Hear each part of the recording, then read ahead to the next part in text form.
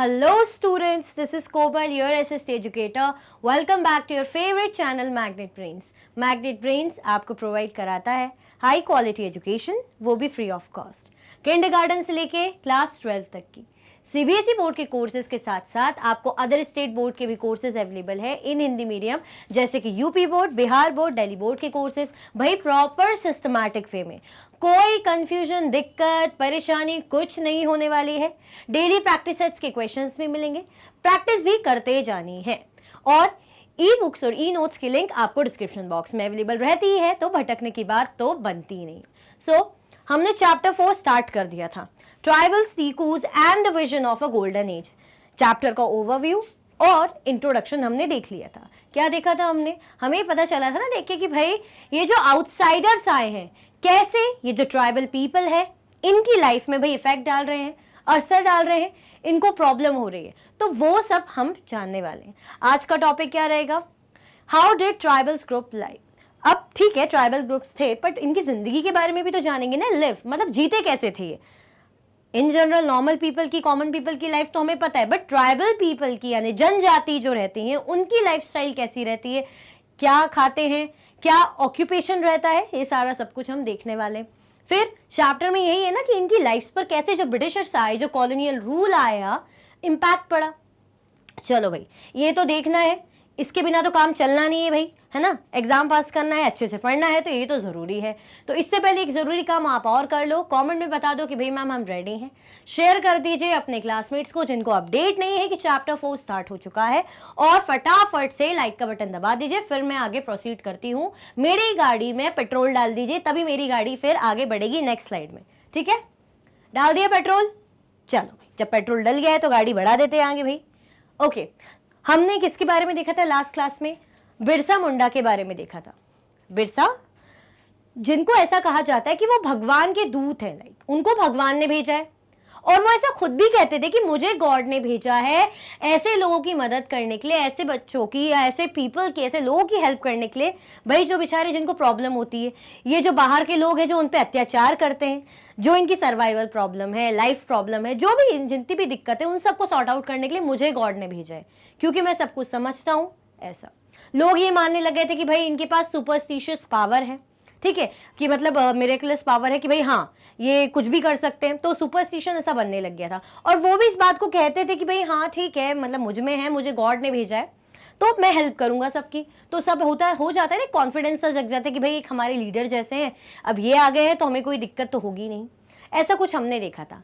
Now अब आज देखेंगे कि भाई जो ट्राइबल ग्रुप्स के लोग हैं रहते कैसे थे।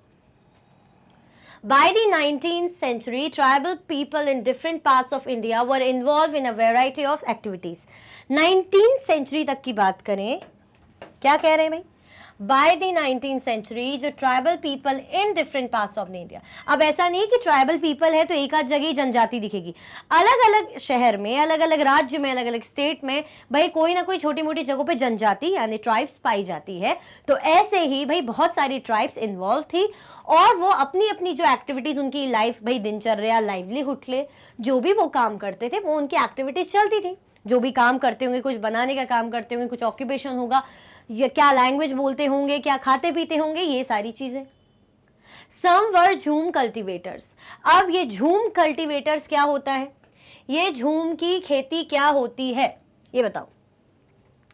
आप लोगों ने ज्योग्राफी पढ़ा है मेरे साथ, पढ़ा है कि नहीं पढ़ा?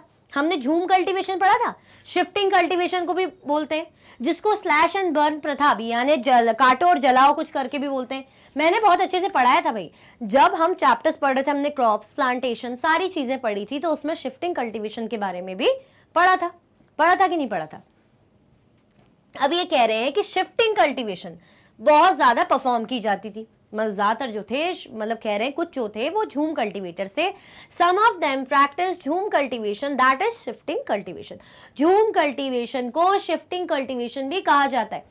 हमने देखा था ना ज्योग्राफी सेक्शन में जब हम पढ़ रहे थे, इसमें क्या होता है, पेड़ जो लगे रहते हैं, ऐसे एरिया चुनते हैं ये लोग, जो फार्मर्स होते, कल्टीवेटर्स होते हैं, वो ऐसी लोकेशन चुनते हैं जहां पे वेजिटेशन बहुत बढ़िया हो, मतलब फटाफट से पेड़ उग जाए, अच्छी बारिश होती हो, बढ़िया घना जंगल जैसे, ऐसी जगह लेते थे। अब क्या करते थे, पेड़ों को काट देते थे और जला देते थे, है ना, पेड़ों को काटा और जलाया, वहां पे राख जो हो जाती, जो ऐश हो जाती है, उसी में वो जो बीज वगैरह, जो भी उनको फ्रूट्स वेजिटेबल्स, जो भी प्लांट्स जो भी लगाने रहते हैं, वहीं पर ही वो फैला देते हैं।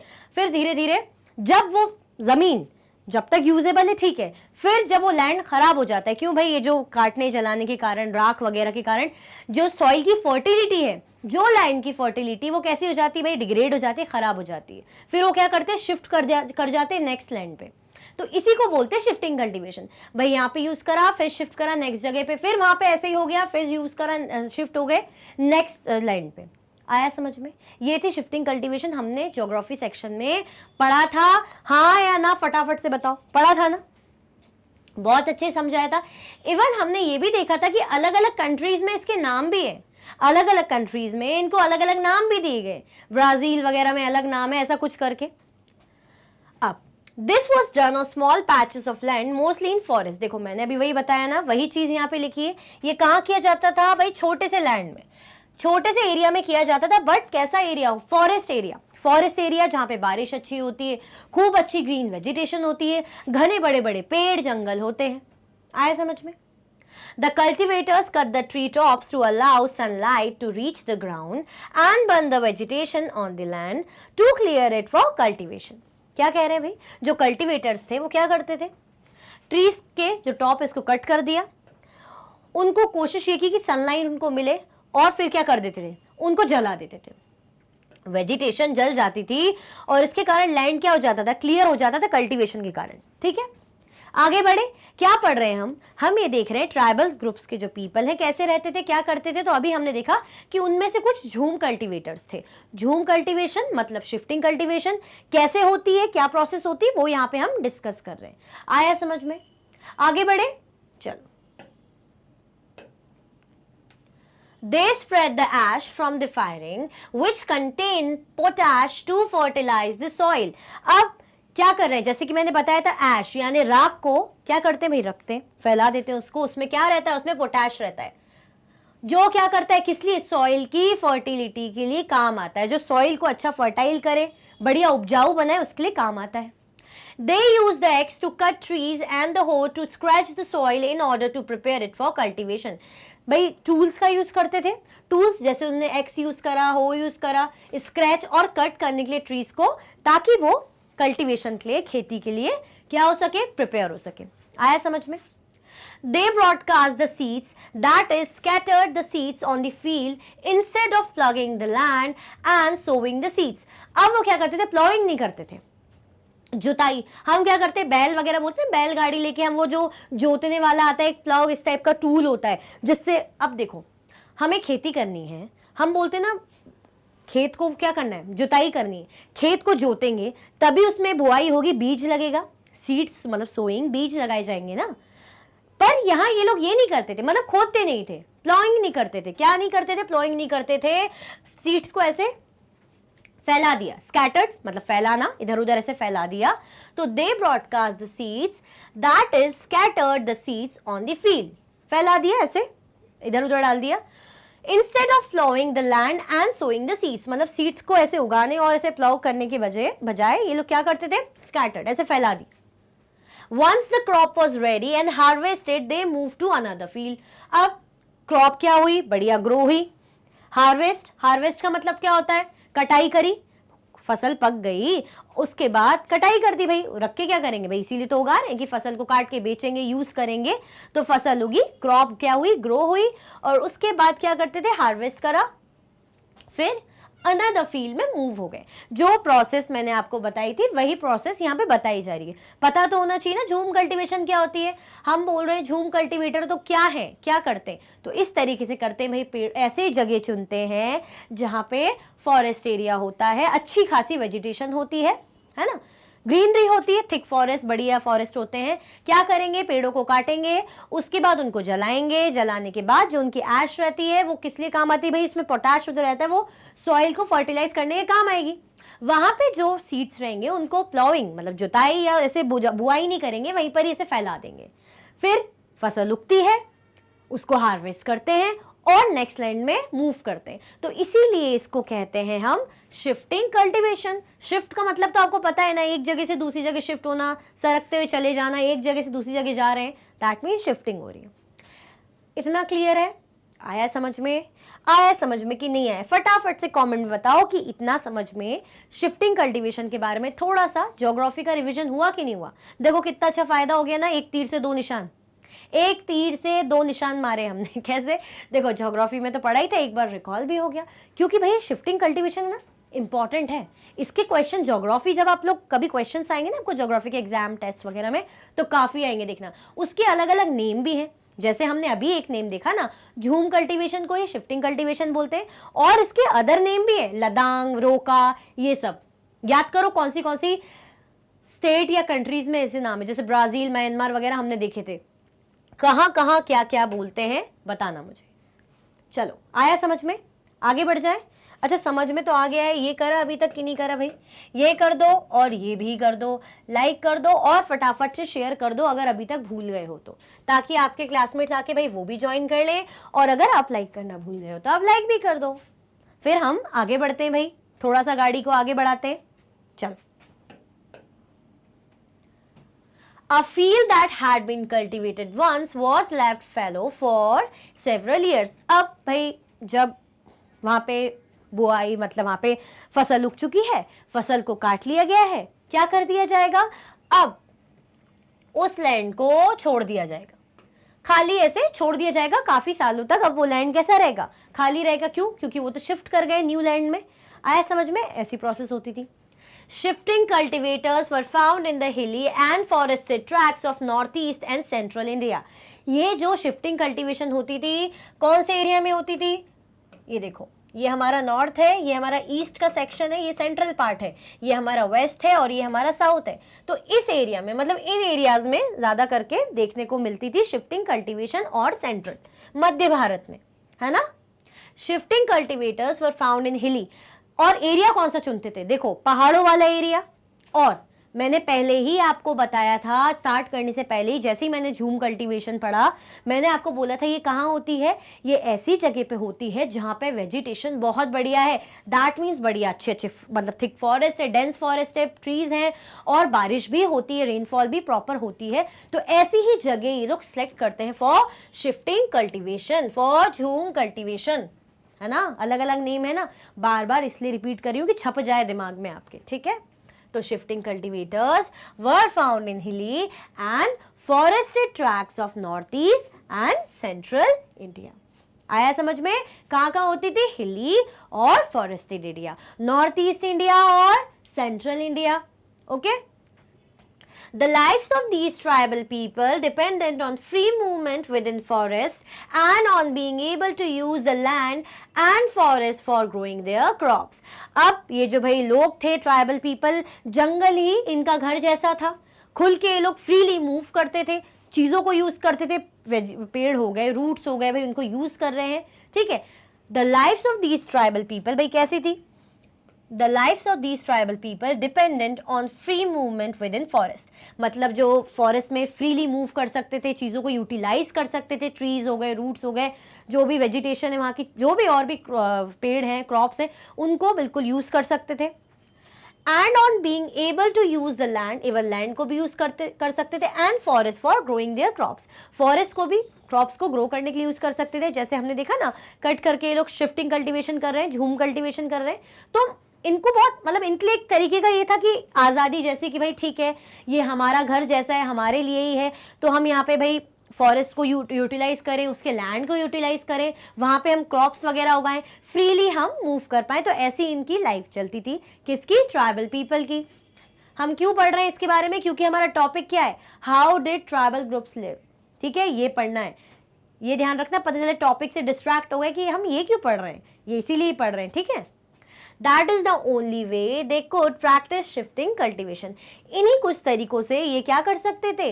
ये शिफ्टिंग कल्टीवेशन परफॉर्म कर सकते थे। ऑब्वियसली फॉरेस्ट एरिया चाहिए रहता है ना, फॉरेस्ट एरिया चाहिए रहता है और मर्जी चाहिए होती है। अगर मानिए कोई इन पे भाई एक तरीके की रोक लगा दे, बैन लगा दे या कुछ कह लीजिए रूल्स एंड रेगुलेशंस लगा दे कि नहीं आप शिफ्टिंग कल्टीवेशन नहीं कर सकते, अगर आप करेंगे तो आप इतना टैक्स भरिए, या ऐसा कुछ भी जो भी है चार्जेस वगैरह लगा दिए जाए। फॉर एग्जाम्पल जस्ट आप सोचिए, इमेजिन करिए हाइपोथेटिकल सिचुएशन, सो फ्रीली यूज करते थे तो इनके लिए बहुत अच्छा था, प्रेफरेबल था, फायदे की चीज थी, फायदा हो रहा था। आया समझ में?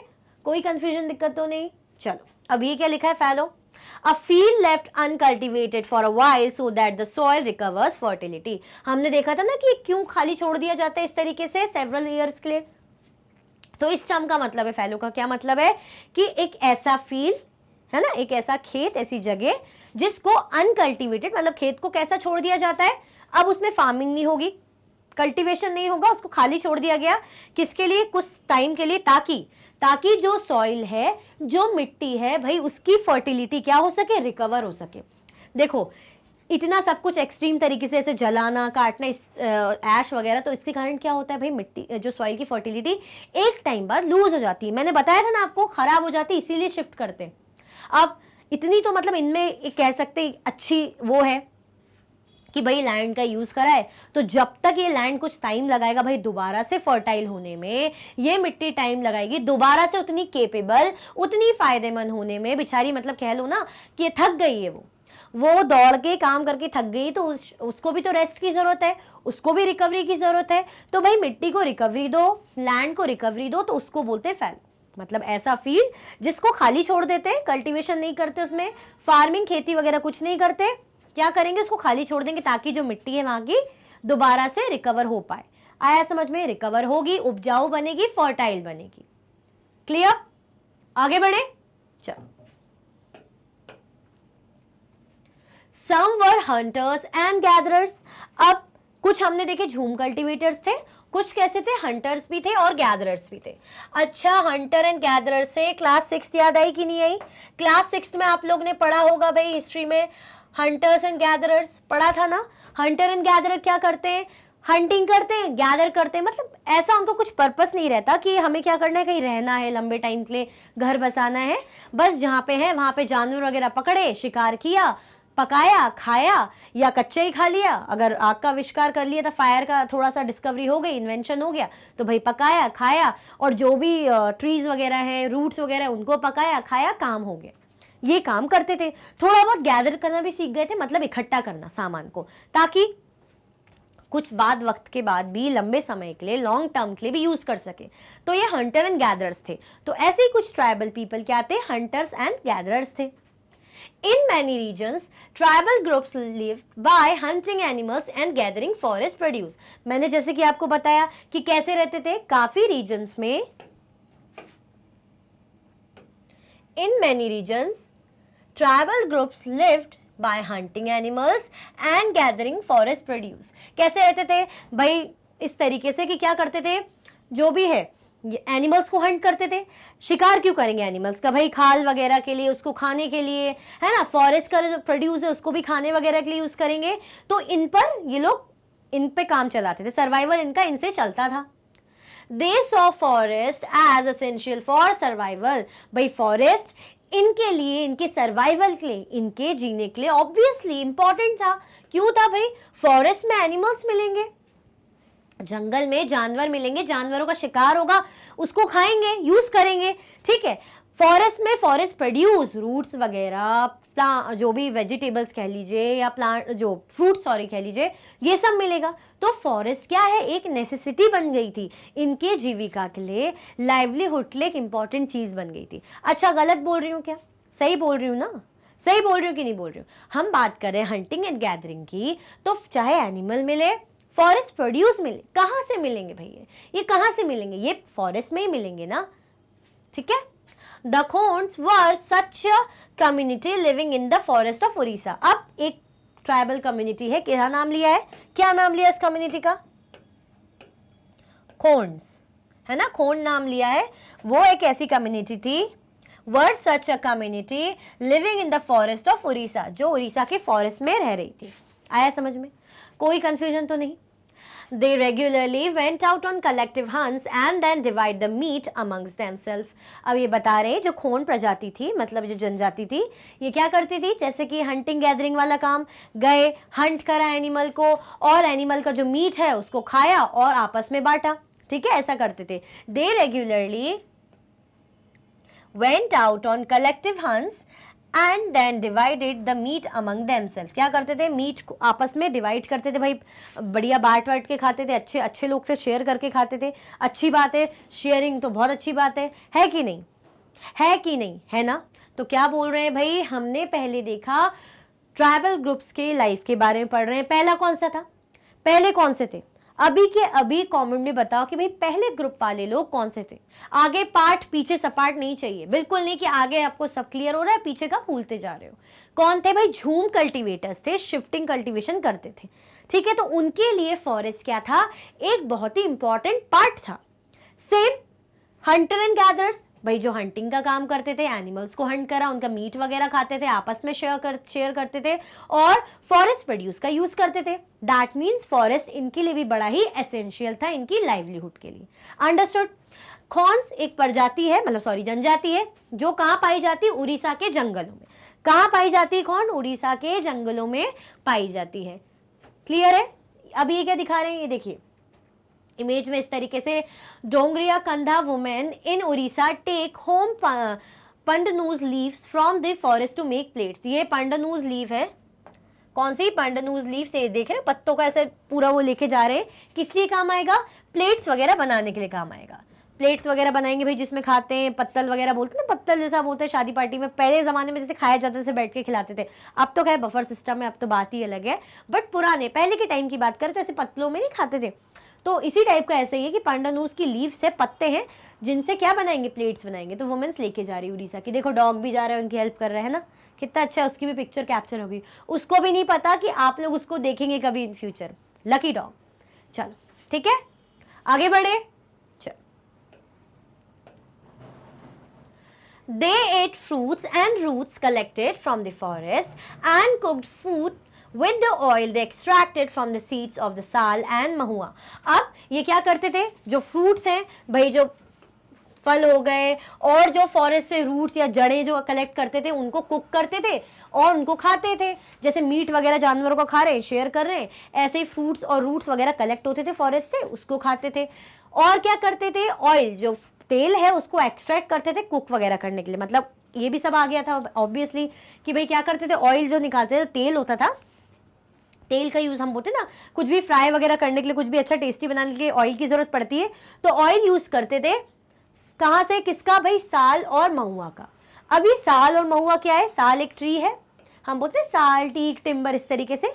और महुआ क्या है, a flower that is eaten और यूज टू मेक अल्कोहल. एक ऐसा फूल होता है जिसको खाया जाता है और यूज किया जाता है अल्कोहल, यानी अल्कोहल हम बोलते हैं शराब वगैरह ये बनाने के लिए. अब अल्कोहल का तो क्या बोलूं, इसका तो मतलब समझते ही होंगे अच्छे से, बोलते ना बेकार चीज होती है, सुना होगा है ना. जैसे हम मूवीज या टीवी में सीरियल देखते तो जैसे ही कोई ड्रिंक करता है तो एक वो आता है कि भाई ये गलत है, इसको नहीं पिया, हार्मफुल है, इस तरीके से. तो वो अल्कोहल वो बनाने के और खाने के काम आता है महुआ. ठीक है, तो ये देख लिया हमने क्या करते थे, जो फॉरेस्ट की चीज़ों की बात कर रहे हैं हम ना, कि फॉरेस्ट क्यों काम का था. फ्रूट्स जो भी फॉरेस्ट प्रोड्यूस वो खाते थे, ऑयल एक्सट्रैक्ट करते थे जो भाई कुकिंग के लिए यूज़ होता था, ऑयल जो, और वो चीज़ कहाँ से आती थी जिससे ऑयल लेते थे, वो चीज़ें, फ्लावर और ट्री कहाँ से आता था, फॉरेस्ट से ही मिलेगा ना. साल का ट्री, महुआ का फ्लावर, आया समझ में. ये सब फॉरेस्ट के आइटम्स है जिनको ये यूज करते थे. दैट मीन्स फॉरेस्ट इनकी जीविका के लिए एसेंशियल था, इंपॉर्टेंट था कि नहीं था. इतना तो समझ रहे होंगे, चाहे शिफ्टिंग कल्टीवेशन हो, चाहे अभी हम हंटर एंड गैदरर्स की बात कर रहे हैं, इंपॉर्टेंट है ना फॉरेस्ट इनकी लाइफ में. चलो, they use many forest shrubs and herbs for medicinal purposes and sold forest produce in the local markets.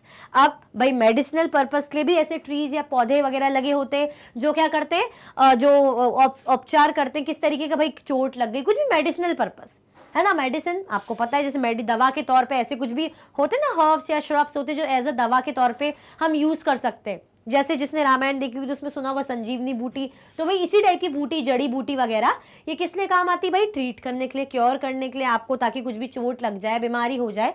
तो क्या करते थे भाई, ये जो फॉरेस्ट श्रब्स और हर्ब्स थे, they use many forest shrubs and herbs for medicinal purposes and sold forest produce in the local market. और क्या करते थे, फॉरेस्ट प्रोड्यूस को लोकल मार्केट में यूज करते थे। Is that clear? आया समझ में? Importance of forest in their lifes, भाई बहुत ज्यादा इंपॉर्टेंस है फॉरेस्ट की, हर तरीके की सुविधा इनको फॉरेस्ट से मिल रही है। The local weavers and leather workers turned to the cones when they needed supplies of kusum and palash flower to color their clothes and leather। अब जो लोकल वीवर्स थे, जो बुनकर वगैरह होते हैं, जो बुनाई वगैरह करते हैं और जो लेदर का काम करते थे, वो क्या करते थे, जो लोकल लेदर और वीवर्स थे, वर्कर थे, टर्न टू द खोन्स, किसके पास जाते थे? खोंड क्या देखी थी? खोंड हमने उड़ीसा की क्या देखी थी? एक जनजाति देखी थी कि नहीं देखी थी? ठीक है, तो क्या बोल रहे हैं, खोंड जब वो उन पर मतलब डिपेंड इस टाइप का वो करते थे। When they needed supplies of Kusum and Palash flowers, जब उनको कुसुम और पलाश के फूलों की जरूरत पड़ती थी। क्या काम आते हैं कुसुम और पलाश के flower? To colour their clothes and leather, कपड़ों को कलर करने के लिए, और जो चमड़ा है, जो लेदर है, उसको कलर करने के लिए। तो अब भाई कोई भी अगर बुनकार है जो कपड़े बनाता है, जो लेदर जो बनाता है, लेदर वर्कर है, तो कलर करने के लिए यूज चाहिए पड़ेगा ना, एक जैसे तो बेचेंगे नहीं, खरीदेगा कौन? तो कलर करने के लिए ऐसी चीजों की जरूरत पड़ती थी जो भाई कपड़ों में और उसमें कलर लाए। तो किसके थ्रू मिलती थी? कुसुम और पलाश के फूलों के थ्रू। ये वो किन से मांगते थे? ये खोंस जनजाति से लेते थे। तो हमने देखा ना कि कैसे काम कर रहे हैं भाई, अपने प्रोड्यूस मतलब जो भी चीजें हैं वो लोकल मार्केट में बेच रहे हैं ताकि इनकी अर्निंग हो। अब इनकी अर्निंग हो रही है, यहाँ ये बेच रहे हैं लोकल मार्केट में, और जो मार्केटर्स है, जो भाई लोग हैं, उनको भी यूज है तो वो भी खरीद रहे हैं, जैसे फ्लावर ऑफ कुसुम और पलाश। आया समझ में? दैट मीन्स इनकी जिंदगी में, इनकी लाइफ कैसे चल रही, खाना पीना, इनकी कमाई का जरिया सब कुछ फॉरेस्ट के थ्रू ही है। इतना समझ में आ गया होगा अब इतना समझ में आ गया हो, खाना पीना जीना और इवन क्या जो है अर्निंग पर्पस जो भी है, सारी जीविका की मतलब बेसिक नेसेसिटी जो इनकी हो सके, वो सब फॉरेस्ट पे डिपेंड करती है। Is that clear? करती है ना? अभी के अभी कमेंट में बताओ, करती है कि नहीं करती? यस और नो, क्या बताओ? यस और नो लिखो।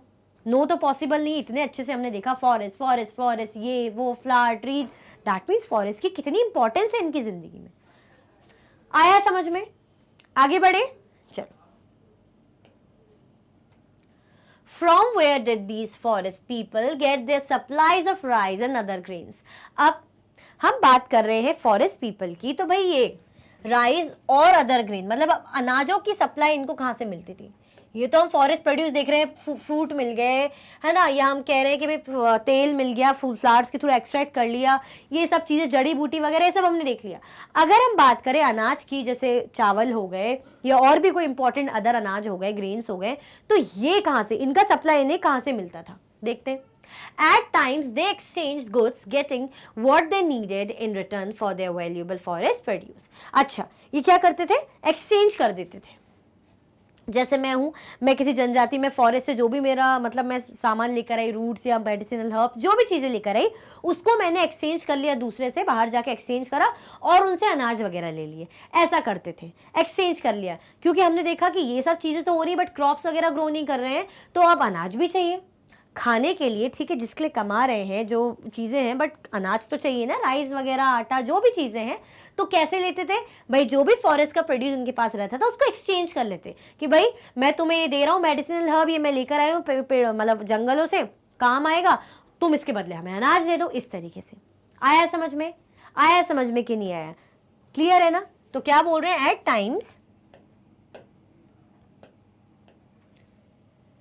Eight times they exchanged goods, getting what they needed in return for their valuable forest produce। अब जो भी valuable forest produce हो, मतलब valuable भाई जो अच्छी काम की चीज़ें, उसको क्या करना, उसको ये लोग एक्सचेंज कर लेते थे। और एक्सचेंज में उनको क्या मिल जाता था? उनको जो भी क्रॉप्स, जो भी ग्रेन चाहिए रहती थी, वो उन्हें मिल जाता था।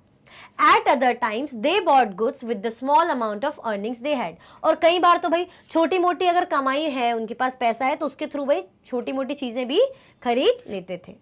ठीक है, तो कैसे चल रही है इनकी जीविका? हमने देखा कि भाई एक्सचेंज कर रहे हैं, उसके बाद हमने देखा थोड़ा बहुत जो अर्निंग होती थी उससे खरीद भी रहे हैं। ऐसा नहीं कि हर चीज़ इन लोगों का जो चल रहा है मैटर एक्सचेंज उससे ही चल रहा है कि भाई एक्सचेंज कर रहे हैं तो ही हो रहा है, बट थोड़ी बहुत जो अर्निंग करते थे उससे खरीदते भी थे।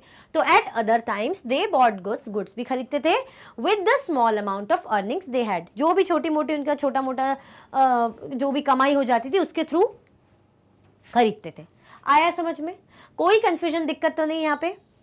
Some of them did odd jobs in the villages, carrying loads of building roads, while others labored in the fields of peasant and farmers. अब उनमें से कुछ ने तो क्या करा? Some of them did odd jobs in the villages. भाई कुछ लोगों ने तो क्या करी भाई, कुछ जॉब्स करने लगे छोटी मोटी गांव वगैरह में जाके। यहाँ तो ये लोग जंगल वगैरह में ऐसे रह रहे हैं, बट भाई गांव में जाके छोटी मोटी नौकरी कर ली। ठीक है, जैसे सामान वगैरह ढोना है ना, रोड्स वगैरह बनाने का काम है ना। While others लेबर्ड in the fields of peasants and farmers. अब जैसे किसी ने सामान उठाने का काम करा कि भाई भारी भारी सामान कैरी करके ले जा रहे हैं तो थोड़ी बहुत अर्निंग उससे हो रही है, या कोई रोड वगैरह बन रही है गाँव में तो उसमें काम कर रहे हैं, उससे जो कमाई हो रही है। और कुछ क्या करने लगे, कुछ जैसे लेबर मजदूर की तरह काम करने लगे। कहाँ पे? जैसे जो किसान और पीजेंट है उनके खेतों में। अब वहां भी जरूरत पड़ती ना, कुछ भी चीज हार्वेस्ट करना हो, बुआई करनी हो, जुताई करनी हो, सोइंग फ्लाउइंग वगैरह करनी हो, जो भी प्रोसेस होगी उन सब में जो भाई मजदूर चाहिए पड़ते होंगे, तो वहां पे भी कुछ करने लग गए काम। तो हमने क्या देखा कि ये तो चीजें तो हो रही है, बट बाकी लाइफ के लिए क्यों? क्योंकि हम इनकी लाइफ जान रहे हैं, यही नहीं जान रहे कि फॉरेस्ट की इंपॉर्टेंस, हम इनकी जिंदगी कैसी चल रही है वो जान रहे हैं। तो ये तो हमने देखा फॉरेस्ट पे कितना डिपेंड करते थे, बट अगर अदर पर्पस अर्निंग हो गई और अनाज वगैरह चाहिए पड़े तो कैसे क्या करते थे भाई? एक्सचेंज कर लिया, कभी कभी छोटी मोटी जो अर्निंग है उससे खरीद लिया।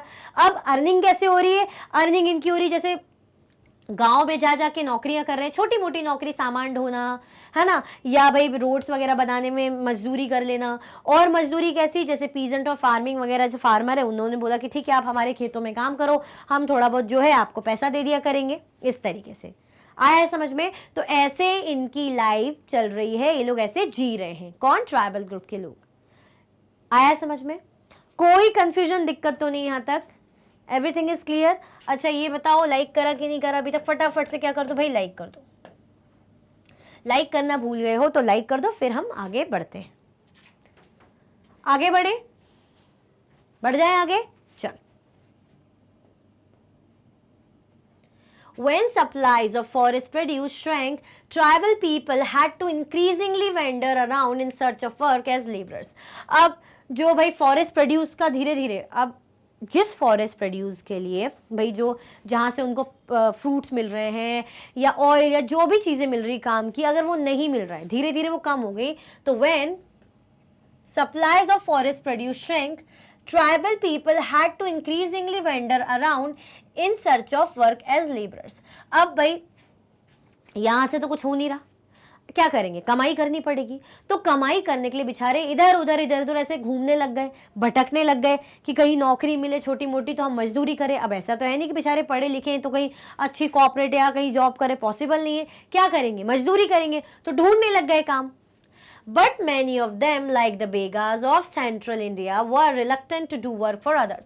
But कुछ जो ऐसे थे, कुछ होते हैं ना कि नहीं, कुछ ट्राइबल पीपल ऐसे थे कि अरे यार फॉरेस्ट प्रोड्यूस से तो कुछ नहीं हो रहा है, हमारी जीविका नहीं चल रही, तो हमें दूसरों के यहाँ तो जाके काम करना पड़ेगा भाई, कमाना है तो काम करना पड़ेगा। बट जो एक थे, कौन भाई इसके ऑपोजिट कौन? बट मैनी ऑफ देम, जैसे कुछ थे like the Baigas of central India, जो बेगा एक जनजाति है सेंट्रल इंडिया की, were reluctant to do work for others. ये लोग नहीं मानते थे, ये लोग बोलते थे हम तो किसी के लिए काम नहीं करेंगे, हम ऐसा वैसा काम नहीं करेंगे भाई। होते हैं ना कुछ लोग कि भले ही गरीबी में रह लूंगा पर किसी के जाके गुलामी या किसी के जाके नौकर का काम नहीं करूंगा। होते हैं तो इसी टाइप के कि भाई जैसे कुछ है कि नौकरियां ढूंढने लग गए कि मजदूरी वगैरह करें, छोटी मोटी कमाई हो तो 2 वक्त की रोटी खाएं। और कुछ जो थे कि नहीं करना, मतलब नहीं करना, हम किसी के यहाँ भाई लेबरगिरी कुछ ऐसा नहीं करेंगे, हम किसी के लिए दूसरे के लिए काम नहीं करेंगे। The Begas saw themselves as people of the forest who could only live on the produce of the forest. जो ये वाली जनजाति थी बेगा, वो उनका मतलब ये था, वो इसलिए मना करते थे कि नहीं, हम जिएंगे तो जो भी जंगलों से निकल के आ रहा है, जो भी जंगलों का प्रोड्यूस है, उन्हीं के बलबूते पे हम जिएंगे, उन्हीं के सहारे हम जिएंगे। क्यों? क्योंकि हम भाई फॉरेस्ट के लोग हैं, जंगलों के लोग हैं, जंगल हमारा है, जंगल हमारा है, मतलब हमारा घर जैसा है, हम कहीं और काम नहीं करेंगे, जो भी रहेगा हम फॉरेस्ट प्रोड्यूस से ही जिएंगे। तो इस तरीके से इनका मानना था। The Baigas saw themselves as people of the forest, वो खुद को क्या मानते थे? भाई हम जंगलों के लोग हैं, ठीक है। Who could only live on the produce of the forest, जो कैसे रह सकते? भाई फॉरेस्ट के प्रोड्यूस में ही लिव कर सकते, मतलब इसी में ही जी सकते। ये इंपॉर्टेंट है, आया समझ में? क्लियर है? क्या कह रहे हैं? ये कह रहे हैं कुछ लोग कि भाई जब धीरे धीरे फॉरेस्ट प्रोड्यूस नहीं मिल पा रहा था तो डिपेंड होने लग गए, भाई कमाना है, जीना है, तो कि भाई घूमने लग गए, इधर उधर भटकने लग गए कि कहीं काम मिले। बट कुछ जो थे जैसे बेगास, वो कहते थे कि नहीं, हम जंगल के लोग हैं, हम जो भी करेंगे, खाएंगे पिएंगे, जैसे भी जिएंगे, जंगल के प्रोड्यूस से ही जिएंगे, बट दूसरों के लिए काम हम नहीं करेंगे। आया समझ में? क्लियर है? It was below the dignity of a Baiga to become a labourer, मतलब उनका ये मानना था कि ये हमारी डिग्निटी, हम बोलते हैं ना एक सेल्फ रिस्पेक्ट, एक हमारी डिग्निटी, एक हमारा जो हमने बना रखा है लेवल, हमारे उससे कम है ये। अगर हम कहीं जाके मजदूरी करेंगे तो ये हमारी डिग्निटी को क्या करेगा? हार्म पहुंचाएगा, तो ये तो हम नहीं कर सकते। तो ऐसा मानते थे वो कि ये हमारी डिग्निटी के खिलाफ है। भाई हमारी डिग्निटी बनी हुई है कि कहीं हम काम नहीं करना, हम तो फॉरेस्ट प्रोड्यूस से काम चलाते, तो हम दूसरे के यहाँ जाके काम नहीं करेंगे, इस तरीके से। तो कॉन्ट्रास्ट की बात है, ये करते थे इसलिए मैंने येलो कलर से करा, और ये नहीं करना चाहते थे इसलिए मैंने पिंक कलर से करा। अब कलर को लेके मत बोलने लगा कि मैम पिंक कलर, अरे फेवरेट है पिंक कलर, आपने कॉन्ट्रास्ट में कर दिया। ऐसे ही करा है मैंने कि ये समझ में आ जाए कि भाई ये लोग थे जो रेडी थे, जो ढूंढते थे काम, और ये लोग थे कि नहीं भाई, नहीं नहीं करना ही नहीं है किसी दूसरे के लिए, भाई नहीं करेंगे, जाओ, ये हमारी डिग्निटी को हर्ट करता है, हम क्यों किसी दूसरे के लिए काम करें, हम जंगल के लोग हैं, हम जंगल के प्रोड्यूस से ही काम चलाएंगे। आया समझ में? कोई कंफ्यूजन, दिक्कत तो नहीं? हम क्या देख रहे हैं? हम लाइफ्स देख रहे हैं। किन की लाइफ्स देख रहे हैं? भाई ट्राइबल पीपल की। शुरुआत हमने करी, एक बार अगर छोटा सा रिवीजन करें तो स्टार्टिंग हमने कहाँ से की? स्टार्टिंग हमने की, कमेंट में बताओ, अच्छा मुझे बताओ, स्टार्टिंग हमने कौन से कल्टीवेशन से की थी? याद है कि भूल गए? हमने झूम कल्टीवेशन देखा था, जिसको शिफ्टिंग कल्टीवेशन भी बोलते हैं। दैट मीन्स फॉरेस्ट पे कितना डिपेंड थे, ये काम करते थे भाई, ऐसे काटा, जलाया और वहाँ पे बीज वगैरह फैलाए, फसल उगी, काटा, फिर दूसरे लैंड में शिफ्ट कर गए, तो ऐसी जिंदगी चलती थी। फिर हमने देखा कुछ हंटर और गैदरर भी थे, फॉरेस्ट में से भाई जो जानवर मिल रहे हैं उनका मीट ऐसे खाया और आपस में शेयर करा, फॉरेस्ट के प्रोड्यूस से काम चला रहे हैं, है ना, छोटी मोटी अर्निंग से भाई क्या कर रहे हैं, अनाज वगैरह खरीद रहे हैं या एक्सचेंज कर रहे हैं। फिर हमने ये देखा कि अगर अनाज में जैसे फॉरेस्ट प्रोड्यूस नहीं मिल पा रहा है, तो बेचारे एज अ मजदूर भी सोच रहे हैं कि भाई कहीं काम मिल जाए, तो कुछ ऐसा करना चाह रहे हैं। और कुछ जो जनजाति है जैसे बेगा हो गई, वो क्या कह रही, नहीं हम तो काम नहीं करना, हम काम नहीं करेंगे, कुछ भी हो जाए। आया समझ में? कोई कंफ्यूजन, दिक्कत तो नहीं यहाँ पे? ठीक है। अभी क्या दिखा रहे हैं? Location of some tribal groups in India. ये ट्राइबल ग्रुप्स की लोकेशन है जो भारत में है। देखिए कौन सी है। ये भोटिया है, ये सहारिया, भील, वन गुज्जर अथवा, चलो इसको अलग अलग करते हैं। ये गादीज, वन गुज्जर्स, भोतिया, सहारिया, भील, वन गुज्जर्स, बेगास, बंजार गोत्स, बंजारा, कोया, बंजारा गोंस, माला रूलर, बेगास, मारिया गोंस, परारा, बोंदा, खांधा, कोया, सरोरा खोंस, संथल, मुंडा, ओरन, संथल, है ना, हमने देखा था बिरसा मुंडा, ठीक है, अपतिनी निशी, नागा, खासी, बजंग खासी, रियांग। इस तरीके से ये क्या है? ये जो है भाई क्या है? ये ट्राइबल ग्रुप है, ठीक है, ट्राइबल ग्रुप है इंडिया का। मतलब अगर आप सोचे कि भाई एक ही है, दो है, तो इतने सारे ट्राइबल पीपल भाई इंडिया के जगह जगह फैले हुए हैं। हमने पढ़ा था ना, डिफरेंट पार्ट्स में फैले हुए हैं, और सबकी अपनी अपनी वैरायटी ऑफ एक्टिविटीज़ हैं, अलग अलग पार्ट में फैले, और सबका अपना अपना भाई काम करने का तरीका है। जैसे हमने देखा कुछ झूम कल्टीवेटर्स हैं जो हिली एरिया या नॉर्थ ईस्ट एरिया में रहते हैं, यहाँ पे तो झूम कल्टीवेटर्स हैं, झूम मतलब हिली एरिया में भाई शिफ्टिंग कल्टीवेशन का काम करते हैं। कुछ हमने देखा हंटर एंड गैदरर्स हैं। तो इतनी सारी जनजाति है, ठीक है, अलग अलग पार्ट्स में से भारत के फैली हुई है। Is that clear? भाई रिवीजन भी हो गया, अब आगे बढ़े। मैप में भी देख लिया हमने कि भाई कितनी जगह जगह भारत के कहाँ के इलाकों में अलग अलग पार्ट्स में जनजाति फैली हुई है, चाहे वो नॉर्थ कह लो, साउथ कह लो, ईस्ट कह लो, वेस्ट कह लो, सब जगह, सेंट्रल इंडिया। आगे बढ़े, चलो। Tribal groups often needed to buy and sell in order to be able to get the goods that were not produced within the locality. अब ऐसी चीजें क्या कह रहे हैं? Tribal groups often needed to buy and sell in order to be able to get the goods that were not produced within the locality.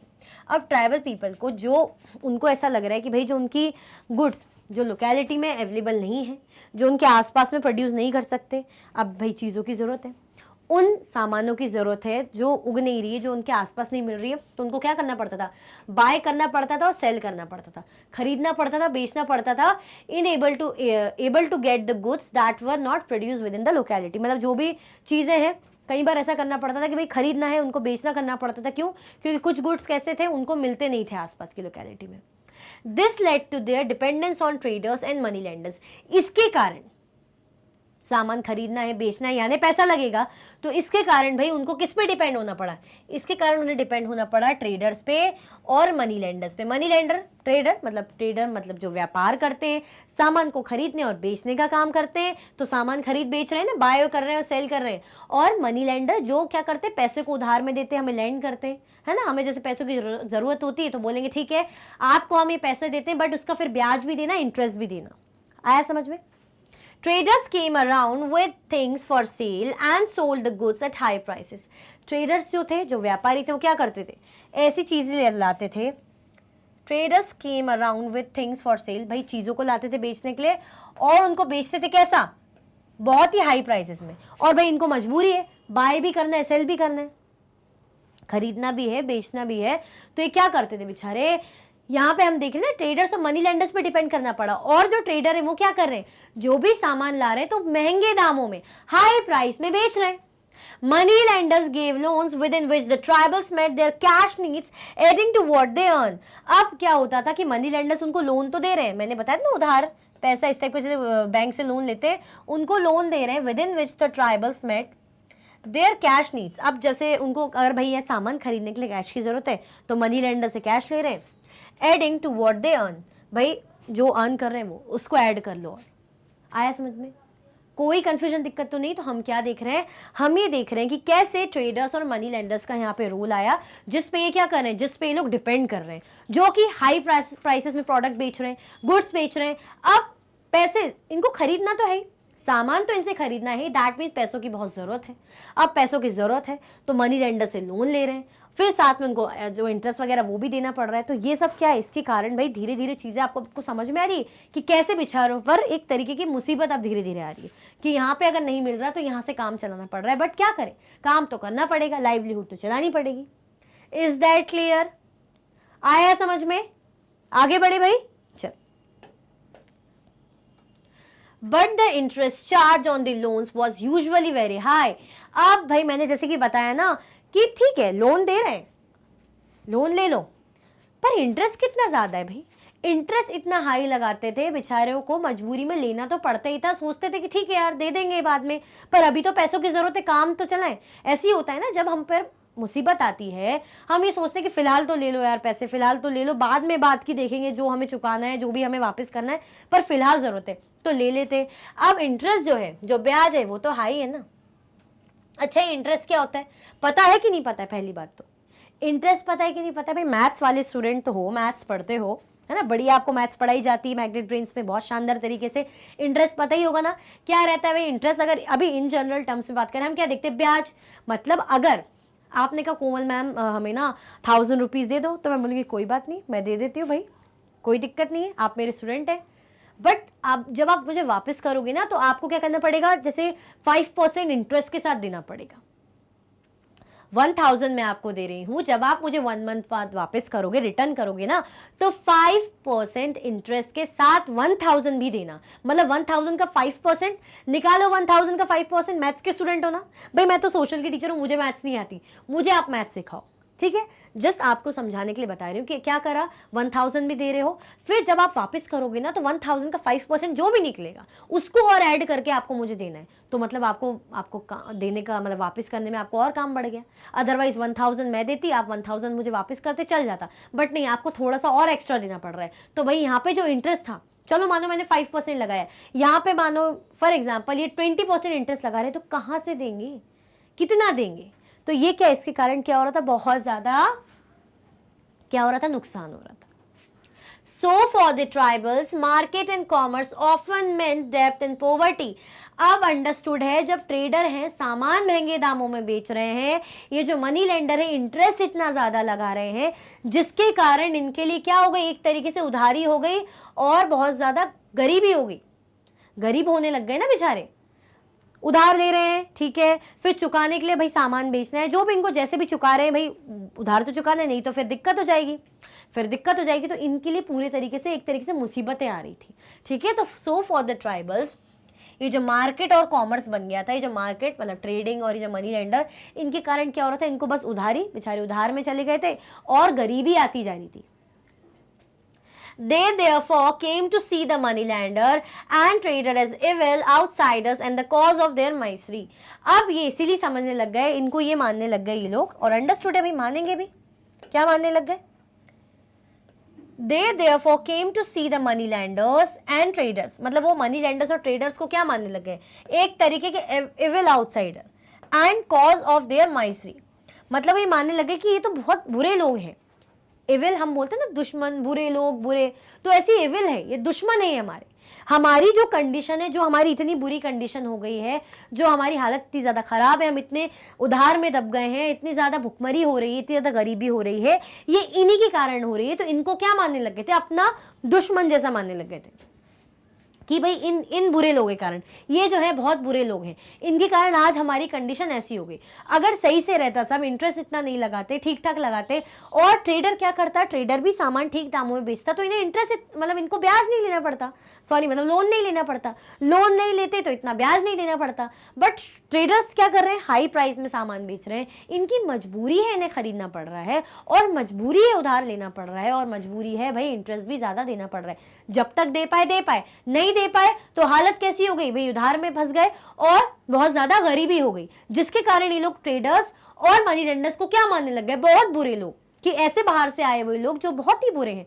Obviously बुरा मानेंगे ही ना, क्यों, क्योंकि उनकी कंडीशन कैसी हो गई थी, बहुत बद से बदतर हालत हो गए थे। आया समझ में कैसे चीजें बदली, उनकी लाइफ धीरे धीरे चेंज हुई।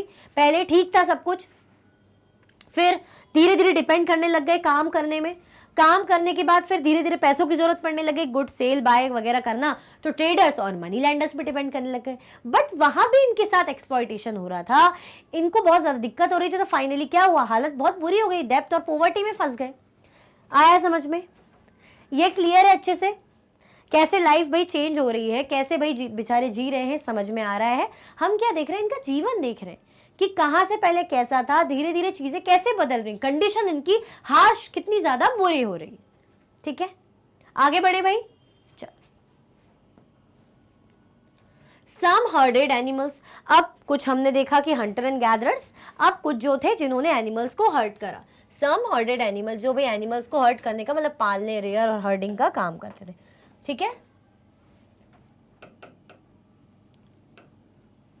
इसको अलग कलर से करेंगे, कौन से कलर से करें, येलो से ही कर लेते। चलो,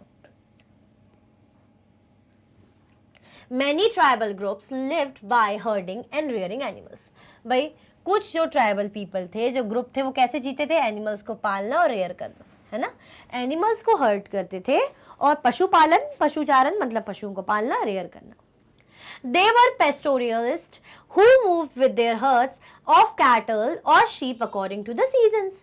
क्या करते हैं भाई, मूव करते हैं मौसम के अनुसार। ये अपने जो कैटल्स हैं, है ना, गाय वगैरह और जो भेड़ वगैरह, उनके साथ जो और भी जो अदर एनिमल्स हैं उनके साथ जो पालते हैं जिनको, उनके साथ मूव करते हैं एक जगह से दूसरी जगह। क्या थे ये, पेस्टोरलिस्ट है। क्या थे भाई, पेस्टोरलिस्ट है।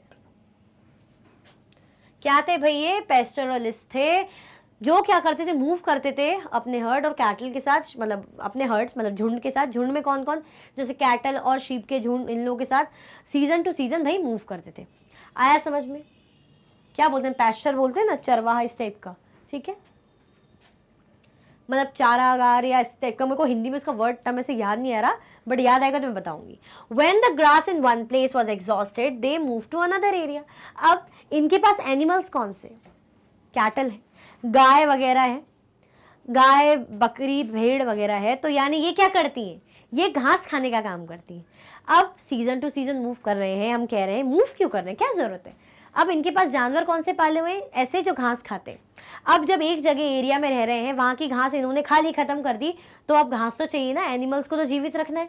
उन्हीं एनिमल से इन्हें मीट या और भी अदर प्रोड्यूस प्रोडक्ट्स मिलेंगे, तो क्या करना पड़ेगा भाई, एनिमल्स को सर्वाइव के लिए ज़रूरी है, तो क्या करते थे, मूव करते थे। ठीक है, जैसे ग्रास एक जगह की खत्म हुई तो दूसरी जगह मूव कर गए जहाँ पे घास मिलेगी।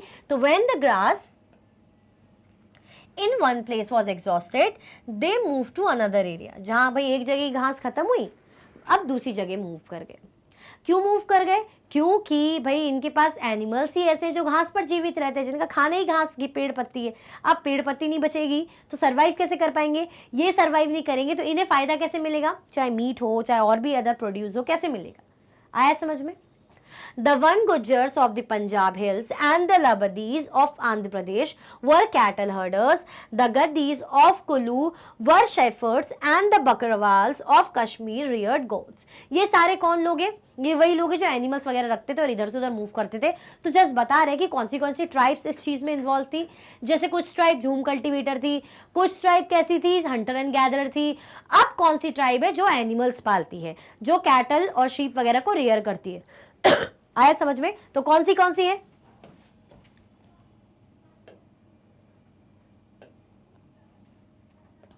The Van Gujjars of Punjab hills and the Labadis of Andhra Pradesh were cattle herders, भाई जो कैटल वगैरह को हर्ड करते थे। The Gaddis of Kullu for shepherd, नहीं were shepherd and the Bakarwals of Kashmir reared goats. मतलब सबका अपना अपना बता रहे कि ये जो सारी ट्राइब्स हैं क्या क्या काम करती थी। तो इनके काम से देख के समझ में आ रहा है कि ये सब क्या है, ये एनिमल्स को हर्ट करने का काम करते थे, रेयर करने का काम करते थे। क्या करते थे, पशुपालन पशुचारण का काम करते थे।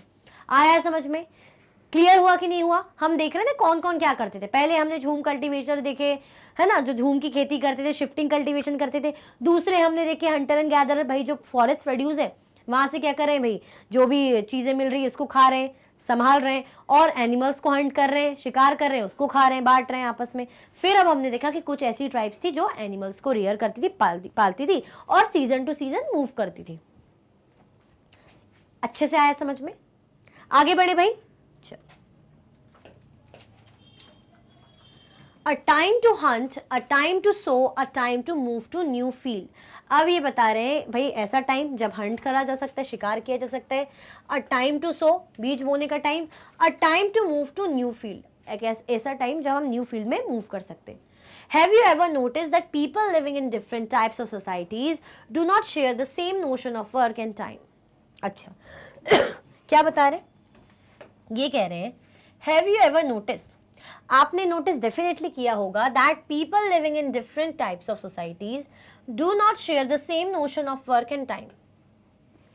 नोटिस करें, मतलब जैसे मैं हूं, मैं कोई सी भी कास्ट कल्चर की हूँ या मैं कोई सी भी रीजन एरिया की हूँ, आप कोई सी भी कास्ट कल्चर एरिया के हैं, तो ज़रूरी है क्या कि जो मेरी धारणा है, जो मेरी सोच है वो सेम आपकी हो। मेरा काम करने का तरीका, मैं कब काम करती हूँ, आप कब काम करते हैं, सेम हो। ठीक है, जो भी वर्क है, वर्क को लेके मेरी क्या सोच है, आपकी क्या सोच है, सेम हो सकती है क्या, यानी डिफरेंट होगी ना। ह्यूमन बींग्स है, सबका दिमाग अपने हिसाब से काम करता है, कैसा उसका आसपास का कल्चर है, उसकी फैमिली बैकग्राउंड है, फैमिली की भाई थॉट्स है, उसके अकॉर्डिंग वो प्रोसेस करता है, आगे बढ़ता है। तो ये कह रहे हैं कि क्या आपने कभी नोटिस करा है कि पीपल जो अलग अलग सोसाइटीज से आए हैं, अलग अलग सोसाइटीज में रहते हैं, वो शेयर नहीं करते एक ही टाइम, मतलब एक ही नोशन ऑफ वर्क और टाइम, मतलब एक ही जैसा टाइम और काम के लिए सेम शेयर करें, सेम आइडिया शेयर करें, ज़रूरी है क्या, नहीं।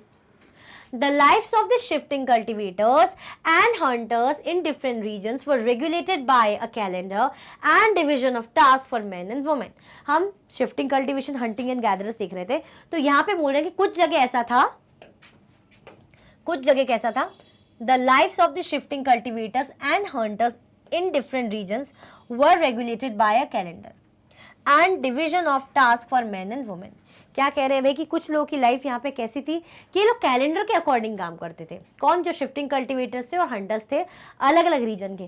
पहले तो हमने एक का पढ़ा, हमने ऐसा कुछ नहीं देखा, क्या हमने देखा इन जनरल। बट यहाँ पे कुछ जो थोड़ा अलग अपना टाइम प्रेफर करते थे, तो यहाँ पे ये लोग क्या काम करते थे, कैलेंडर के अकॉर्डिंग काम करते थे, और साथ में अलग अलग टास्क जो मेन और वुमेन के डिवाइड करके रखते थे कि ये काम औरतें करेंगी, ये काम आदमी करेंगे, ये काम औरतों का, ये काम आदमी का, इस तरीके से, और कैलेंडर के अकॉर्डिंग।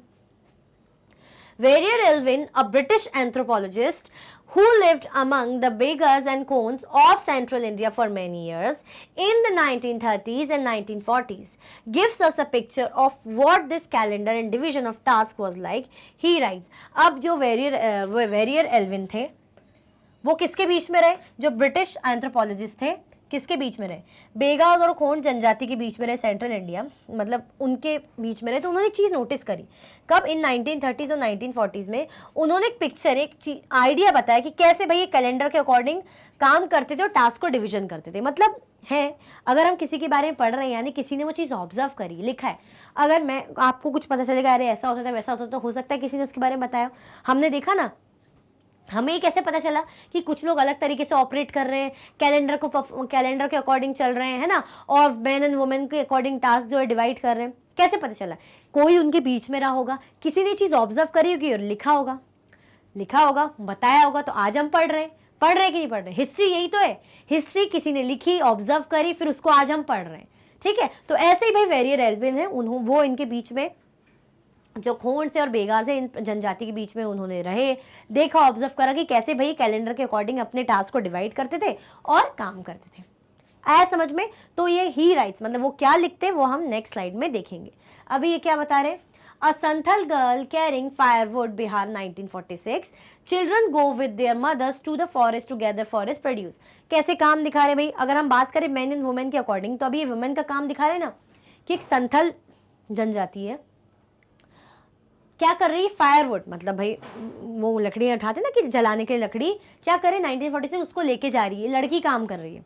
फिर यहाँ पे दिखा रहे children go with their mothers, बच्चे क्या करते थे, अपनी मम्मी के साथ जाते, भाई मदर्स के साथ जाते थे फॉरेस्ट में, और फॉरेस्ट प्रोड्यूस को गैदर करने का काम करते थे। मतलब एक तरीके का टास्क डिवाइडेड है कि ये काम औरतें करेंगी, ऐसा कुछ ऐसा होगा। तो ये बताना चाह रहे हैं कि देखो ये जो लड़की है कैरी कर रही है भाई फायरवुड, यहाँ पे मदर के साथ बच्चे जाते थे क्या करने के लिए, फॉरेस्ट प्रोड्यूस को गैदर करने के लिए।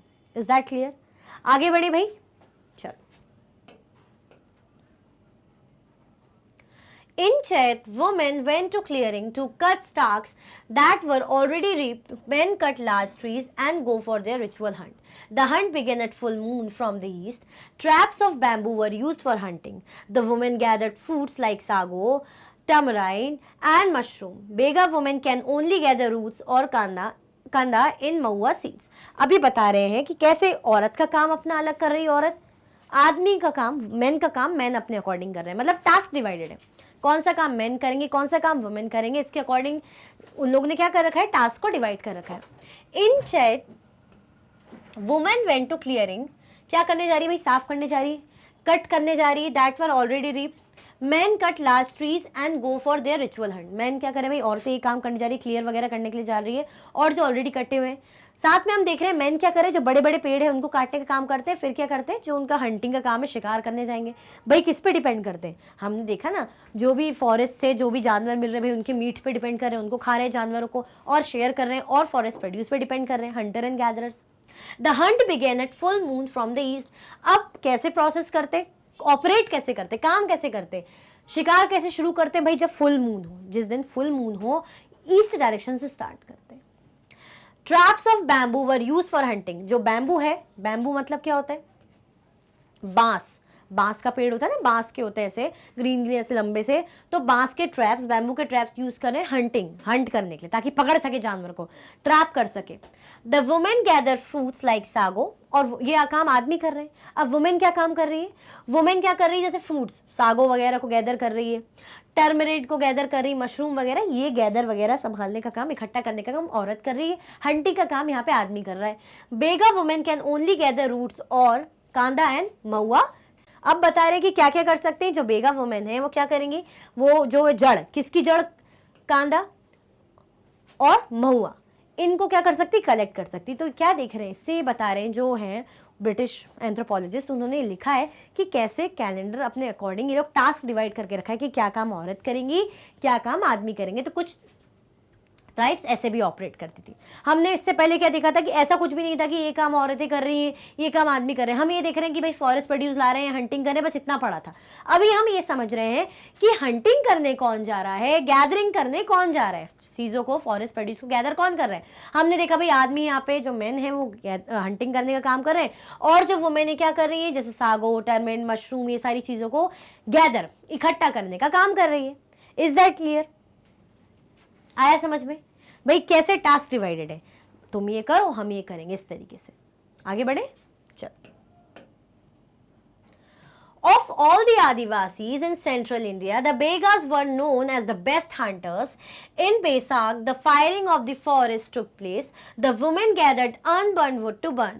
अब आदिवासी में अगर माना जाए, सेंट्रल इंडिया, मध्य भारत की बात करी जाए, तो किनको बहुत अच्छा शिकारी माना जाता था? होते हैं ना कुछ लोग एक्सपर्ट होते हैं, कुछ होते हैं ना कि हम बोलते कि अरे ये तो एक्सपर्ट है इस काम में, तो ऐसे भी इनमें एक्सपर्ट किसको माना जाता था? जो बेगास थे उनको बहुत बढ़िया हंटर्स माना जाता था। हंटर्स मतलब शिकारी। आदिवासी जो सेंट्रल इंडिया के थे उनको क्या मानते थे? बहुत बढ़िया शिकारी माना जाता था, बेगा जनजाति को। In Baisakh the firing of the forest took place. अब बैसाख सीजन में क्या होता था? बैसाख में क्या होता था भाई, जो फायरिंग है फॉरेस्ट की टुक प्लेस, भाई जलाया जाता था। अब वुमेन क्या करती थी, औरतें क्या करती थी, जो अनबर्न्ड वुड है उनको कलेक्ट करती थी जलाने के लिए। जो ऐसी लकड़ियां हैं जो जली हुई नहीं है उनको क्या करती थी, जलाने के लिए कलेक्ट करती थी। Man continue to hunt but nearer their villages. ये काम औरतें कर रही हैं। यहाँ पे क्या बोल रहे हैं कि मैन, आदमी का तो काम भाई हंट करने का था, वो कंटिन्यूसली हंट करता था, शिकार करता था, लेकिन अपने गांव के आसपास के एरिया में, मतलब बट नियरर देयर विलेज, जो भी विलेजेस है उनके आसपास ये हंट करने का काम करता था। औरतें ये हैं लकड़ियां कलेक्ट करने का काम कर रही हैं। In जेठ sowing took place and hunting still went on। अब जेठ की बात करें, ये उससे सीजन उसकी बात कर रहे हैं कि कैसे भाई वो क्या कर रहे हैं, सोइंग मतलब उगाना, बीज वगैरह सो करना, और हंटिंग अभी भी चल रही है। फ्रॉम असद टू बादो the man worked in the fields. अब असद और बादो, ये क्या हम बोलते ना, जेठ का महीना, बैसाख का महीना आ रहा है, इस तरीके का आप सुनते होंगे, कार्तिक का महीना, कुछ ऐसा सुना होगा इस तरीके से। तो कैसे कैलेंडर वाइज ये काम कर रहे हैं? हम कैलेंडर में यही तो देखते हैं, कैलेंडर आप देखना, गवर्नमेंट कैलेंडर, उसमें लिखा रहता है ना ऐसी चैत चल रहा है और कार्तिक का महीना, इस तरीके से नीचे कुछ लिखा रहता है हिंदी में। तो इसी तरीके से कैलेंडर वाइज कैसे काम कर रहे हैं। हमने देखा कि भाई यहाँ पे बैसाख सीजन में औरतें क्या कर रही हैं, जो नई जली हुई लकड़ी है उनको जलाने के लिए ला रही हैं। आदमी जो है अभी भी हंट कर रहे हैं।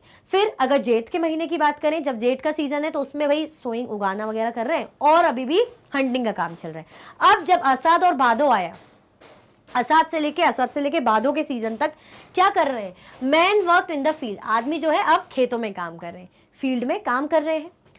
इन कुआर the first fruits of beans were ripen and in Kartik कुटकी बिकेम राइप। अब अलग अलग सीजन के अकॉर्डिंग बात कर रहे हैं।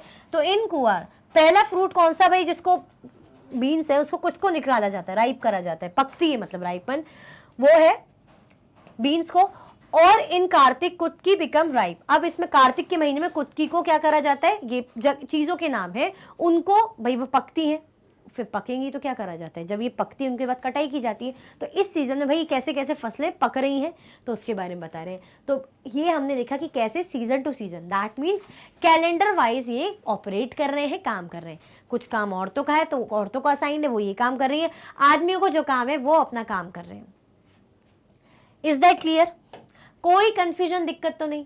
अच्छा, सब कुछ क्लियर है कि नहीं? हमने ये देखा कि काम कैसे कर रहे हैं, कैसे इनकी जिंदगी चल रही है। तो जिंदगी देख रहे हैं ना कैसे चल रही है। हमने देखा कुछ झूम कल्टीवेटर्स थे, मैं फिर से रिपीट करती हूँ, कुछ हमने देखा हंटर एंड गैदरर्स थे, कुछ हमने देखा जो एनिमल को हर्डिंग का मतलब पालने का, पशुपालन और पशुचारण का, हर्डिंग और रेयर करने का काम करते थे। हमने ये देखा कि भाई जो इंग्लिश एंथ्रोपोलॉजिस्ट हैं, जो ब्रिटिशर हैं, उन्होंने क्या बताया कि एक चीज़ नोटिस करी गई कि ज़रूरी नहीं कि हर कोई एक जैसा काम करता हो। ये लोग का काम करने का तरीका अलग था। ये लोग भाई सीजन, टाइम और वर्क करने का तरीका अलग चुनते थे। जैसे हमने कुछ जनजातियों के एग्जाम्पल देखे कि औरतों को अलग टास्क दिया हुआ है, आदमी अपना अलग टास्क कर रहे हैं, मैन अलग टास्क कर रहे हैं, वुमेन अलग टास्क कर रही है, और according to the calendar and time.